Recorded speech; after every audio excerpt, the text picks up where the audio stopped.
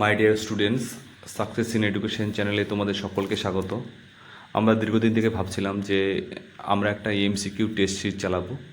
যে MCQ test সিরিজে primary TET, upper primary TET, মাদ্রাসা TET, SLST, NET SET, education সমস্ত বিষয়ে শিক্ষার্থী যেন একটা ভিডিওর মধ্যেই সব কিছুর বিষয়বস্তু তারা জানতে পারে, সেই বিষয়ে আমরা একটা চিন্তা করে সমস্ত শিক্ষার্থী যেন একই ভিডিওর মধ্যে সমস্ত শিক্ষাসংক্রান্ত প্রশ্ন হয়, তাই আমরা একটা কোশ্চেন সিরিজ চালাবো।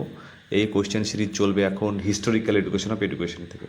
তা আজকে আমরা পড়ব রাধাকৃষ্ণান কমিশন বা স্বাধীন ভারতের শিক্ষা কমিশন কোনগুলি, সেই বিষয়ে। চলো আমরা দেখে নিই রাধাকৃষ্ণান কমিশনের কত সালে গঠিত হয়েছিল, মানে রাধাকৃষ্ণান কমিশন কবে গঠিত হয়েছিল।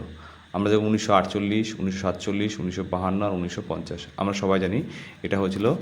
গঠিত যদি বলে মানে কবে গঠিত হয়েছিল আর শেষ হয়েছিল, আমরা বলবো 48, 49। তাই গঠিত হয়েছিল আমরা বলবো 1948 সালে।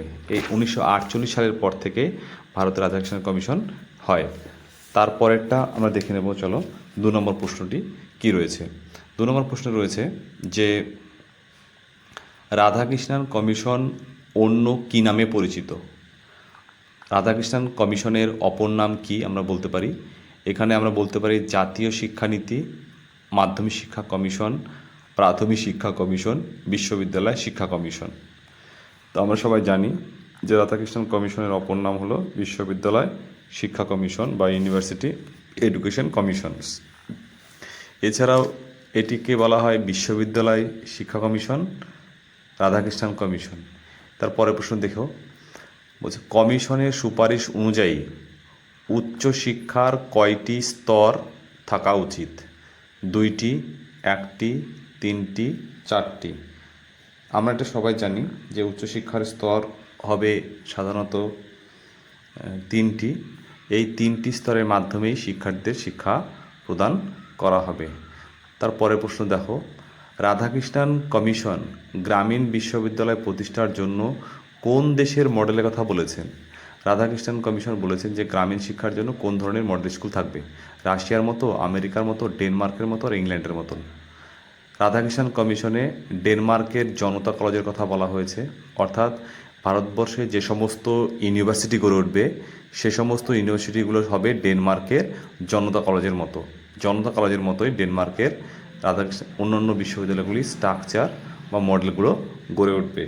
তারপরে প্রশ্ন দেখো, 5 নম্বর প্রশ্ন আমরা দেখতে পাচ্ছি যে কমিশনের মতে বিশ্ববিদ্যালয় কাজের দিন বছরে অন্তত কদিন হওয়া উচিত। সারা বছরে পরীক্ষার দিন বাদে স্কুল কতদিন খোলা থাকবে বা কলেজ ইউনিভার্সিটি কতদিন খোলা থাকবে। 365 দিন, 180 দিন, 200 দিন আর 150 দিন। আমরা জানি সবাই যে রাধাকৃষ্ণান কমিশনের মতে 180 দিন বিদ্যালয়ের বা বিশ্ববিদ্যালয়ের কাজের দিন হবে, আর বাকি পরীক্ষার দিনগুলো বাদে। তারপরে প্রশ্ন দেখো, বলছে শিক্ষার আর্থিক সহায়তার জন্য কোন সংস্থা গঠনের সুপারিশ করা হয়েছে। এনসিইআরটি, ডাব্লিউবিসিএসসি, এআইসিটিই এবং ইউজিসি। এগুলো এক একটা কাজ করে, কিন্তু আমরা জানি যে রাধাকৃষ্ণান কমিশনে আর্থিক যে সংস্থার কথা বলা হয়েছে সেটি হচ্ছে ইউজিসি। এনসিইআরটি গঠন করা হয়েছিল বিশ্ববিদ্যালয়ের বিভিন্ন রকমের পাঠ্যক্রম কেমন হবে তাই। চলো পরের প্রশ্ন আমরা দেখে নিই। কমিশনের সুপারিশ অনুযায়ী উচ্চশিক্ষার পাঠ্যক্রমকে কয় ভাগে ভাগ করা হয়েছে। প্রাথমিক ও মাধ্যমিক, সাধারণ, পেশাগত, বৃত্তিমুখী, শুধু কারিগরি এবং কলা ও বিজ্ঞান। এটা তোমরা অবশ্যই আমাদেরকে কমেন্ট করে জানাবে, তা আমরা বলে দিচ্ছি এটি সাধারণ, পেশাগত এবং বৃত্তি শিক্ষার কথাও বলা হয়েছে। তারপরে প্রশ্ন চলে এসো, 8 নম্বর প্রশ্ন আমরা দেখে নেব। 8 নম্বর প্রশ্নের মধ্যে কি রয়েছে দেখো। 8 নম্বর প্রশ্নে বলা হয়েছে রাধাকৃষ্ণান কমিশন শিক্ষার কোন তালিকায় রাখার কথা বলা হয়েছে। যুগ্ম তালিকা, কেন্দ্র তালিকা, রাজ্য তালিকা, কোনোটিই নয়। আমরা জানি শিক্ষাকে কেন্দ্র তালিকাও রাখা হয়েছে, আবার রাজ্য তালিকাও রাখা হয়েছে, তাই আমরা বলবো শিক্ষা হলো একটি যুগ্ম তালিকা বা রাধাকৃষ্ণান কমিশন শিক্ষাকে যুগ্ম তালিকায় রেখেছেন। তারপরে প্রশ্ন 9 নম্বর প্রশ্ন চলে এসো। 9 নম্বর প্রশ্নের মধ্যে রয়েছে যে কমিশনের মতে শিক্ষক ও শিক্ষার্থীর অনুপাত কত হওয়া উচিত। 1:20, 1:50, 1:10 আর 1:100। আমরা জানি যে রাধাকৃষ্ণান কমিশনের মতে শিক্ষক আর শিক্ষার্থীর যে অনুপাত সেটা হবে 1:20। তারপরে প্রশ্ন দেখো, স্নাতক স্তরের ডিগ্রি কোর্সের মেয়াদ কত বছর করার সুপারিশ করা হয়েছে? 5 বছর, 4 বছর, 2 বছর এবং 3 বছর। আমরা জানি যে স্নাতক স্তরের ডিগ্রি হবে শিক্ষার্থীদের 3 বছর অবধি শিক্ষার্থীদের স্নাতক ডিগ্রি করার মেয়াদ থাকবে। তারপরে প্রশ্ন দেখো, 11 নম্বর প্রশ্ন আমরা এবার দেখব যে 3 বছরের মেয়াদ স্নাতক ডিগ্রি অর্জন করবে, স্নাতক অর্থাৎ বিএ ডিগ্রি তারা অর্জন করবে। ঠিক। তারপরে দেখো 11 নম্বর প্রশ্ন দেখো, 11 নম্বর প্রশ্নে দেখা যাচ্ছে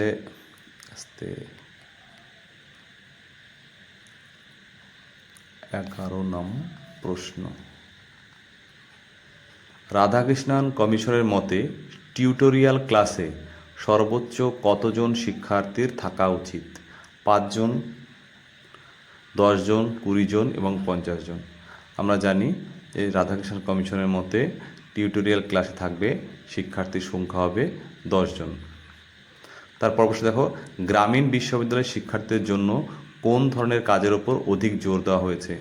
শুধুমাত্র তাত্ত্বিক দিক, বিদেশি ভাষা ও শিক্ষা, হাতে কলমে কাজ এবং সামরিক শিক্ষা। আমরা জানি রাধাকৃষ্ণ কমিশনের হাতে কলমে কাজ ও শিক্ষার কথা বলা হয়েছে, উপরের দুটি কথা বলা হয়নি। কমিশনের মতে একজন শিক্ষকের অবসরের সময় কত বছর হওয়া উচিত? 70 বছর, 55 বছর, 60 বছর এবং 65 বছর। রাধাকৃষ্ণন কমিশনের মতে একজন শিক্ষক তার অবসর নেবেন 60 বছর বয়সে। তারপরে প্রশ্ন দেখো যে বিশ্ববিদ্যালয় শিক্ষার লক্ষ্য হিসেবে রাধাকৃষ্ণন কমিশন কোনটিকে চিহ্নিত করেছেন? গণতান্ত্রিক নেতৃত্বের জন্য শিক্ষা, পাশ্চাত্য সংস্কৃতির অন্ধ অনুসরণ, ধর্মীয় গোড়ামির প্রচার, শুধুমাত্র করণীয় তৈরি করা বা কেরানি তৈরি করা। এটি তোমরা অবশ্যই এই প্রশ্নের উত্তরটি তোমরা অবশ্যই কমেন্ট করে জানাবে। আর